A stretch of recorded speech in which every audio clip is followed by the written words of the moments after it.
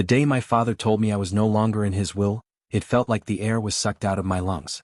We were sitting in his study, a room that had always smelled of leather, whiskey, and pride.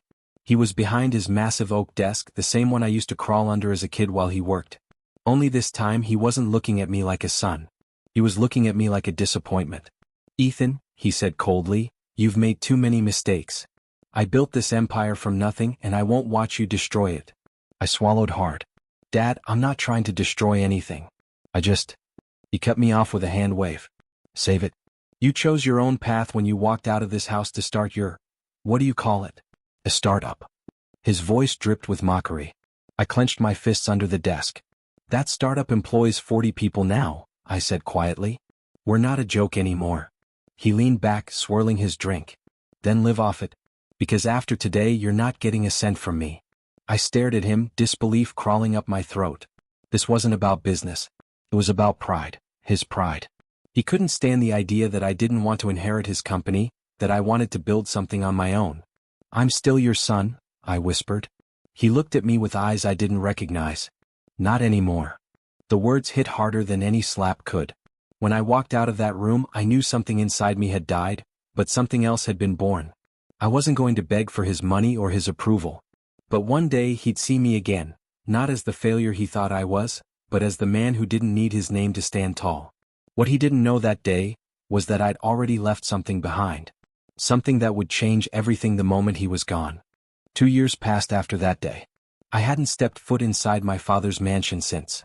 Not for birthdays, not for holidays, not even when his company hit another billion-dollar milestone and the media called him a self-made legend.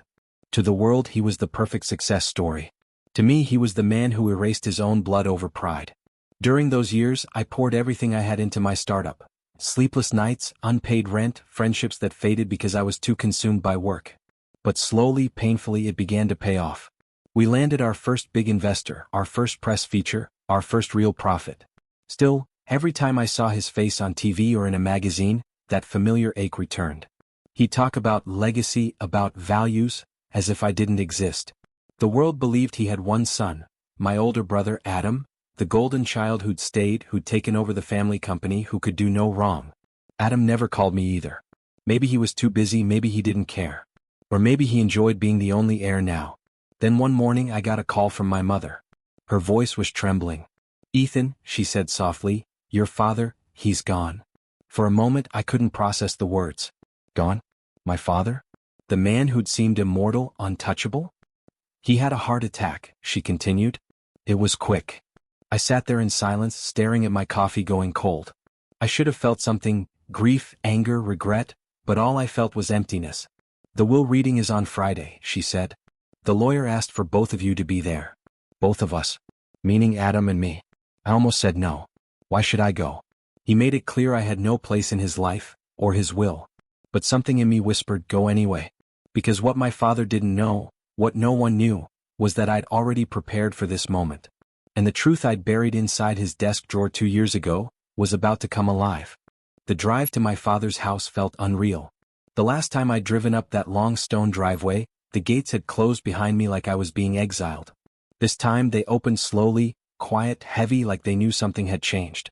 The mansion looked the same, the manicured lawn, the tall fountain in the center, the glass doors that reflected the morning sun. But it felt different. Empty. Like even the walls knew their king was gone. Inside, I found my mother waiting by the staircase. She looked smaller, somehow fragile. Her eyes softened when she saw me. "You came," she said, as if she hadn't been sure I would. "I had to," I replied quietly. Before she could say more, a familiar voice echoed from behind me. "Well, look who decided to show up." Adam. Same smug grin, same designer suit. He looked like a carbon copy of Dad, the heir he'd always wanted. "Nice of you to come, little brother," he said, clapping me on the shoulder. "Even though you're not really part of this anymore." I forced a smile. "Good to see you too, Adam." He smirked. "Don't get your hopes up. Dad made things very clear in his final draft." "I'm not here for money," I said flatly. "Of course not," he said with a grin. "That's what people who don't get any say." Before I could reply, the lawyer, Mr. Graham, appeared in the hallway holding a thick brown envelope. His gray hair and serious face hadn't changed since I last saw him years ago. "Gentlemen," he said, "shall we begin?" We followed him into my father's study.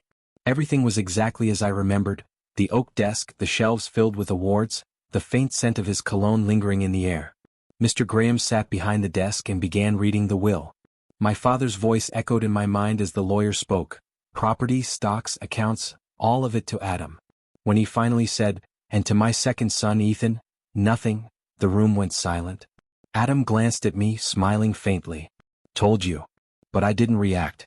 I was too busy watching the lawyer's hands, because in a few moments, those hands would reach for the drawer where I'd left the truth. Mr. Graham cleared his throat and stacked the final pages neatly. "That concludes the official reading of the will," he said. "As per Mr. Harper's last signed instructions." I leaned back in my chair, forcing myself to stay calm. My heart was pounding, but not from anger. From anticipation. Adam looked like he'd just won a war. He stood up, smirking. "Guess that's that," he said. "Dad made the right call." But Mr. Graham hesitated. He glanced down at the desk, brow furrowing slightly. "Actually, there's something else." Adam frowned. "What do you mean?" Mr. Graham opened the top drawer, the same drawer I had once used to leave something behind on the night everything fell apart. He pulled out a small black USB drive sealed in a labeled bag. "This," he said slowly, "was found in your father's personal drawer. It's dated exactly 2 years ago." My pulse quickened. He looked at both of us. "Your father gave no written instructions about it, but he left it here, deliberately. I believe we should play it." Adam rolled his eyes. "Probably just business files." He was obsessed with. "Let's play it," I said firmly. Mr. Graham nodded and inserted the USB into his laptop. For a moment the screen stayed black. Then the video started. It was my father, sitting right at that same desk, wearing the same watch, his expression stern but tired. "If you're watching this," his voice began, "then I'm gone." Adam shifted uncomfortably. "I made decisions that I thought were right," Dad continued. "But lately, I've begun to question whether I've been fair, especially to one of my sons." Adam's smirk faded. My father took a deep breath in the video. "Ethan, you were always different. Stubborn. Idealistic. You walked away from my world to build your own. I saw that as betrayal. But maybe it was courage." My throat tightened. He paused, staring into the camera. "If you left this message, Ethan, I found it, and I heard everything you said." Adam turned toward me sharply. "What message?" I didn't answer. I just looked back at the screen where my father was about to tell the truth I'd left behind. My father looked straight into the camera, and for the first time in years, his voice didn't sound like a man giving orders, it sounded like a man confessing. "You once told me," he said, "that legacy isn't what you leave in your bank account, but what you leave in people's hearts." I laughed at you. I called you naive. He paused, eyes lowering briefly. "But I've seen enough to know now that I was wrong." Adam shifted uncomfortably in his seat. "What is this?" he muttered, his voice cracking slightly. The lawyer silenced him with a glance. Dad continued, his face worn but sincere. "The day you walked out, Ethan, I was angry. Not because you failed me, but because you reminded me of who I used to be, a dreamer. I punished you for being me before I became this." I felt my chest tighten. I had recorded that message for him when I left, a final plea disguised as closure. I had said things to him I never had the courage to say in person.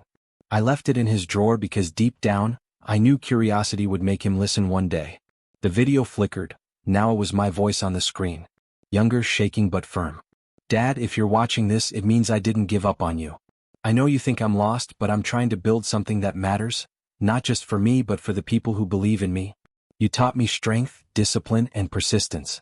I just wish you'd remember what those words really meant." The room went silent except for the faint hum of the speakers. On screen I kept speaking. "I don't want your money, Dad. I just want you to know I'm proud of the man I'm trying to become, even if you aren't." The camera shifted back to my father. His eyes were glassy. "You were right, son," he said softly. "I forgot what mattered. Maybe one day you'll forgive me." He looked directly at the lens. "Mr. Graham, if Ethan is in the room when this is played, please read the letter in the bottom drawer." Mr. Graham blinked in surprise.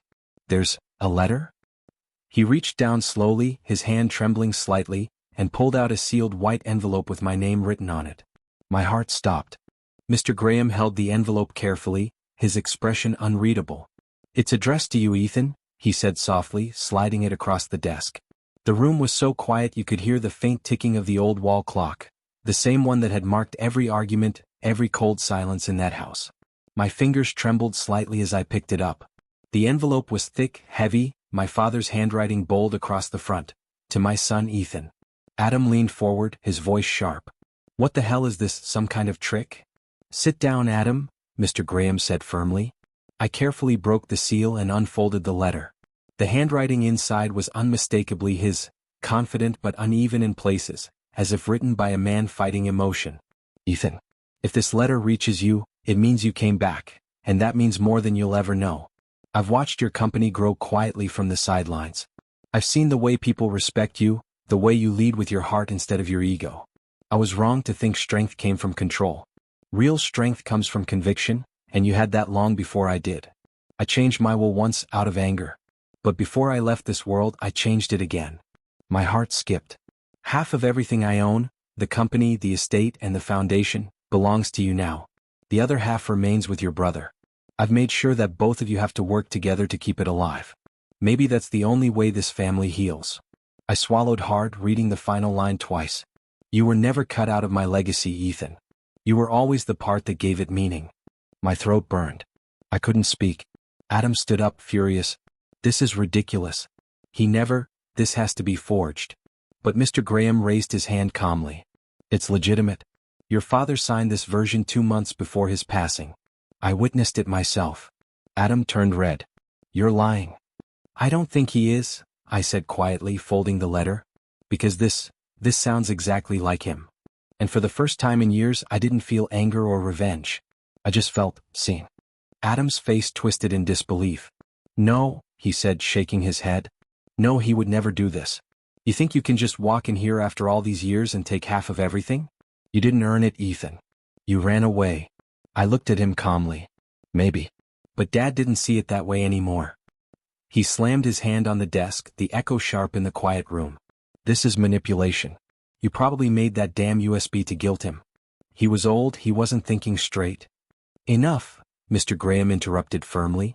"Your father was perfectly aware of what he was doing. I was there when he recorded that video and he was clear-minded. He said, and I quote, 'I want my sons to remember that money can build walls or it can build bridges. I hope they choose the latter.'" Adam's jaw clenched, his eyes cold. "You're not taking what's mine." I stood up slowly. "It's not yours, Adam. It's ours." "You heard him." He stepped closer, his voice low and venomous.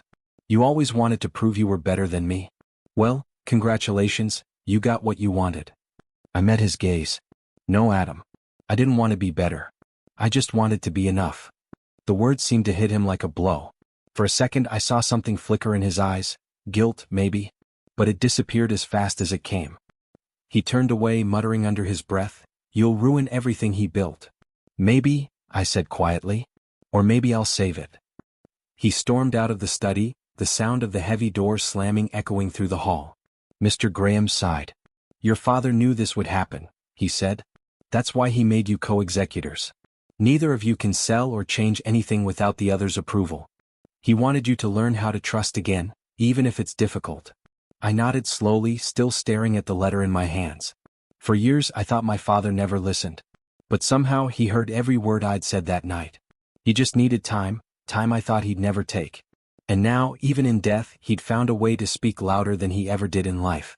After the will reading, I stayed behind in the study long after everyone had left. The house was quiet now. No footsteps, no voices, just the soft ticking of the clock and the hum of the ceiling fan. I sat there staring at the letter, tracing the shape of my name written in his hand. It felt unreal.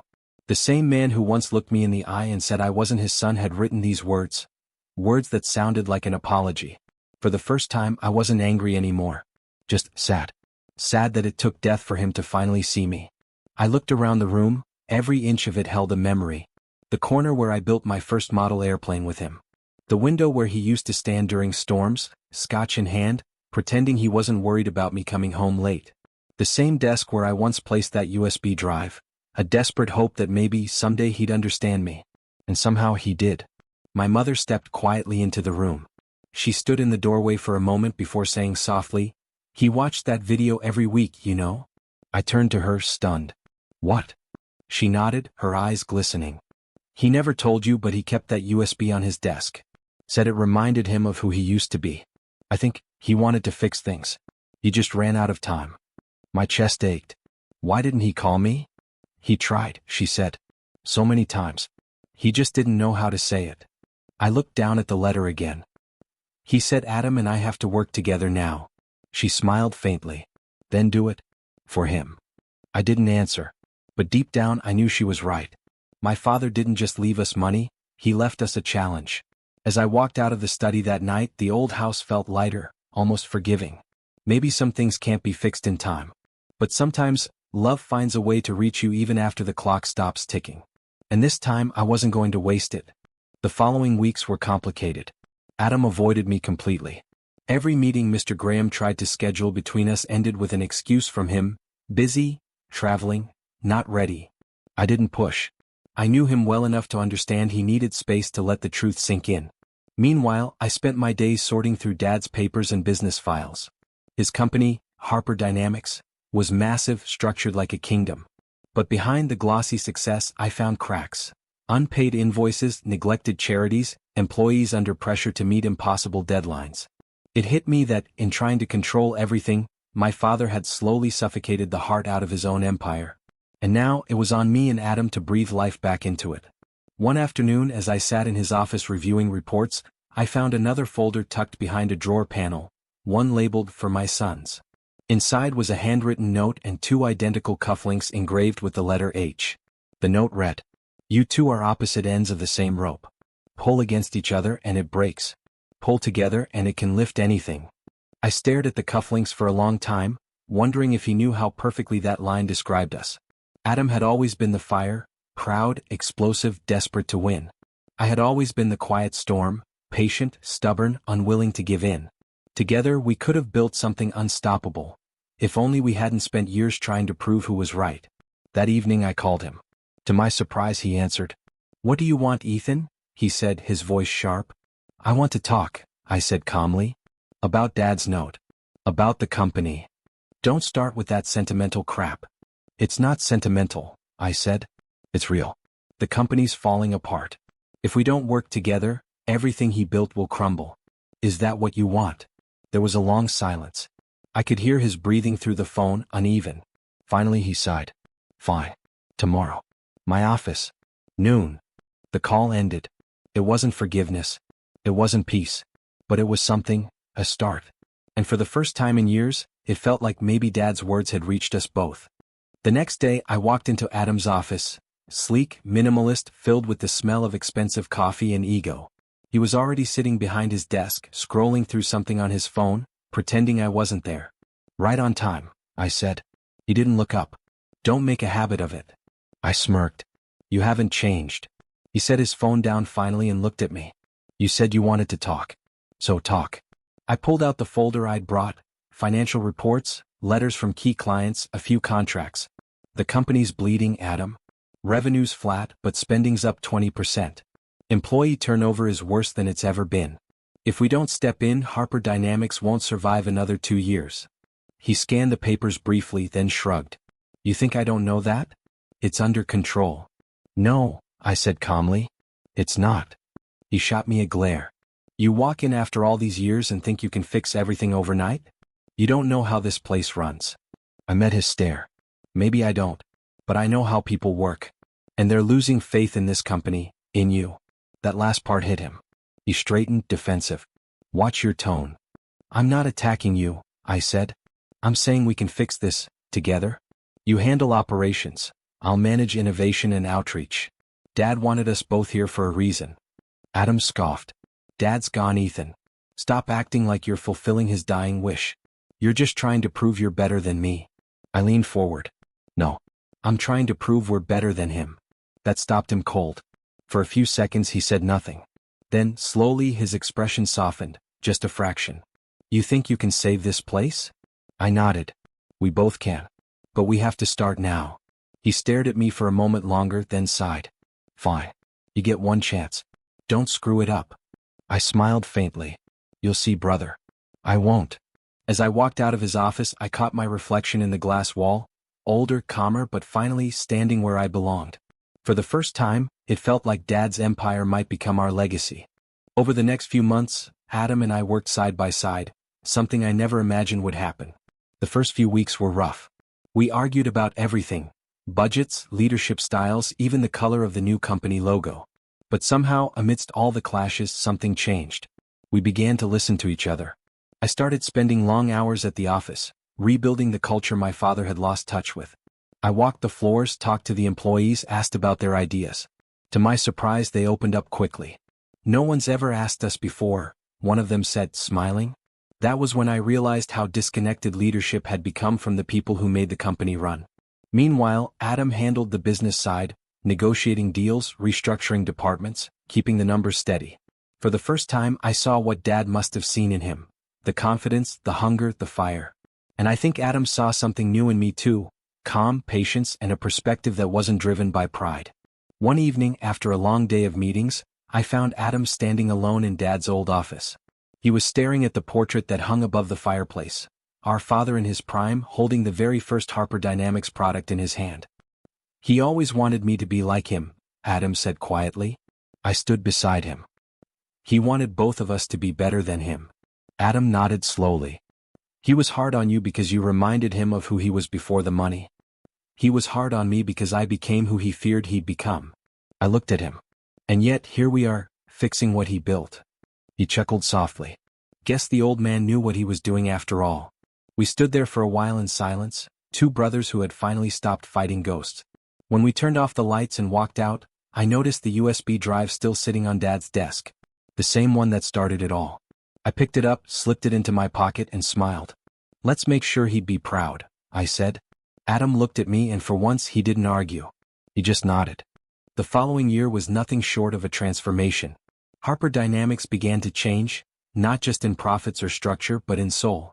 We launched new community programs, invested in clean tech, and started a foundation in our father's name, the Harper Initiative for Innovation and Integrity.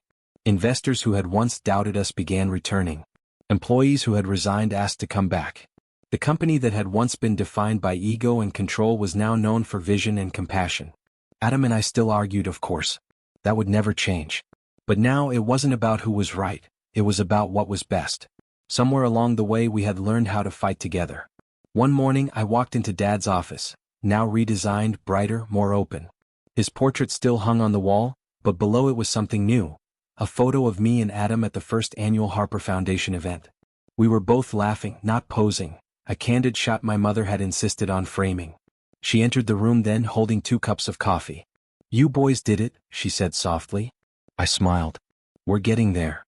She looked at the photo and sighed with a small smile. "He'd be proud, you know." I nodded. "I think he already is." After she left, I sat behind the desk, his desk, and pulled open the top drawer out of habit. Inside was the USB. I'd kept it there all this time, a quiet reminder of how far we'd come. I turned it over in my hand, remembering the night I left it there, angry, hurt, desperate to be heard. Back then, I thought it was a message for him.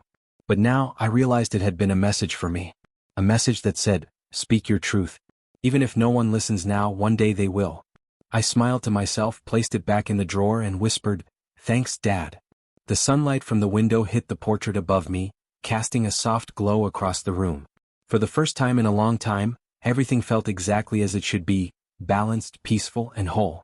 Months rolled by, and for once, life moved without chaos. The company was stable, our family was healing, and even Adam seemed lighter, less guarded, more human. It was strange watching him smile during meetings, even crack a joke now and then. It felt like Dad's shadow was finally lifting from both of us. One late evening, I was working alone in the office. The city lights outside glowed against the glass walls, and the hum of computers filled the silence. I reached for a file but instead noticed an old brown envelope tucked between folders. It was labeled simply, "For Ethan and Adam." Curious, I opened it. Inside were 2 handwritten letters, one addressed to each of us, and a photo. It was a picture of our family from years ago. Dad stood in the center, hand on my shoulder, Adam on his other side, Mom smiling beside us. We looked happy, truly happy. Back then, before ego, before money, before pride. I opened my letter first. His handwriting was steadier this time. "Ethan, if you're reading this, then you've done what I couldn't, brought peace back into this family. I spent years chasing success, thinking it would make you proud of me when all along I should have been proud of you. Don't stop building. Not for the company but for people. You have the heart I lost along the way. Let that be your compass. My eyes stung as I folded the letter. I passed Adams across his desk the next morning. He opened it in silence, read it slowly, then set it down. He said the same thing to me, Adam whispered. Just different words. What did he write? I asked. Adam, you were my fire. I taught you to win, but I never taught you when to stop fighting. Let Ethan teach you that. Adam looked at me, eyes misted. He knew us better than we thought. Yeah, I said quietly. Maybe he always did. He nodded, exhaling deeply. Guess it's time we start acting like it. And in that moment, for the first time in our lives, we weren't rivals or heirs or opposites. We were just brothers again. Weeks later, I found myself back at my father's grave. The wind was soft that day, carrying the scent of rain and freshly cut grass. The cemetery was quiet, just the rustle of leaves and the distant hum of the city below. I stood there with my hands in my pockets, staring at his name carved into the marble. Richard Harper, visionary, leader, father. For a long time I said nothing. There were no speeches left to make, no anger to let out. Just peace. I used to think I hated you, I finally said aloud. But I never did. I just wanted you to see me. The clouds shifted, sunlight breaking through in gentle streaks across the stone. I smiled faintly. I guess you did after all. I placed something on his grave, the USB drive. The same one that had once been a symbol of pain, rebellion, and desperate hope. It started everything, I said quietly. But now, I think it's time to let it rest with you. Behind me, footsteps approached. It was Adam, hands in his coat pockets. Couldn't let you have the last word again, he said with a small smirk. I laughed softly. Wouldn't be you if you did. He stopped beside me, looking down at the grave. For a moment, we both stood there in silence, two sons finally understanding the man they'd spent their lives trying to please. He was tough on us, Adam said quietly. But maybe, that's what made us tough enough to fix what he couldn't. Maybe, I said. Or maybe he just knew we'd need each other in the end. Adam nodded slowly. You ever think he planned all this? I smiled. Knowing him? Probably. We stood there for a while longer, the sky turning gold as the sun began to set. Then Adam turned to me. Come on. Mom's waiting for us. I looked back one last time, the light catching the USB resting on the stone. Goodbye, Dad, I whispered. As we walked away, I realized something I never thought I would. I wasn't the son he disowned anymore. I was the man he helped shape, even when he didn't know he was doing it. And somehow that was enough. Weeks later, I found myself back at my father's grave. The wind was soft that day, carrying the scent of rain and freshly cut grass. The cemetery was quiet, just the rustle of leaves and the distant hum of the city below. I stood there with my hands in my pockets, staring at his name carved into the marble. Richard Harper, visionary, leader, father. For a long time I said nothing. There were no speeches left to make, no anger to let out. Just peace. I used to think I hated you, I finally said aloud. But I never did. I just wanted you to see me. The clouds shifted, sunlight breaking through in gentle streaks across the stone. I smiled faintly. I guess you did after all. I placed something on his grave, the USB drive. The same one that had once been a symbol of pain, rebellion, and desperate hope. It started everything, I said quietly. But now, I think it's time to let it rest with you. Behind me, footsteps approached. It was Adam, hands in his coat pockets. Couldn't let you have the last word again, he said with a small smirk. I laughed softly. Wouldn't be you if you did. He stopped beside me, looking down at the grave. For a moment, we both stood there in silence, two sons finally understanding the man they'd spent their lives trying to please. He was tough on us, Adam said quietly. But maybe, that's what made us tough enough to fix what he couldn't. Maybe, I said. Or maybe he just knew we'd need each other in the end. Adam nodded slowly. You ever think he planned all this? I smiled. Knowing him? Probably. We stood there for a while longer, the sky turning gold as the sun began to set. Then Adam turned to me. Come on. Mom's waiting for us. I looked back one last time, the light catching the USB resting on the stone. Goodbye, Dad, I whispered. As we walked away, I realized something I never thought I would. I wasn't the son he disowned anymore. I was the man he helped shape, even when he didn't know he was doing it. And somehow that was enough.